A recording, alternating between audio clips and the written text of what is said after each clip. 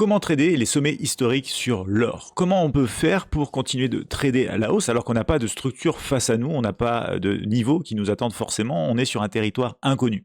Alors je vous montre en 3 étapes comment trader les niveaux records sur le gold. Étape numéro 1, être sûr déjà bien évidemment forcément que la tendance est toujours là, la tendance haussière en l'occurrence. Donc création ici de sommets de creux de plus en plus haut, on est sur un graphique M15 du gold avec un exemple pris live dans la matinale Admirals. Donc mon 15 minutes est bel et bien dans une tendance haussière sur des sommets historiquement haut en train de se créer dans la séance. Étape 2, je descends sur le graphique M1 et j'attends de voir une configuration qui se prête à la poursuite de cette tendance haussière. Donc là, en fait, j'ai réagi par rapport à ce que le marché me proposait. J'ai attendu de voir une figure chartiste ici, comme celle-ci, la figure du triangle ascendant. Vous voyez, c'est breaké ici autour des 4200, sommet historique dans cette même séance justement. Donc je prends le break, certes il y a un pullback derrière et ensuite ça pousse. Donc l'étape numéro 2, c'est d'avoir une confirmation sur le graphique par exemple, sur lequel on va rentrer en position, d'une configuration de poursuite de cette tendance haussière. Et l'étape numéro 3, c'est face à un terrain inconnu, puisque sommet historiquement haut encore jamais atteint, comment gérer les sorties de position. Donc j'ai attendu d'atteindre certains niveaux. Étant donné que je suis rentré autour des 4200, j'ai attendu d'arriver par exemple sur les 4203,50 pour un TP1,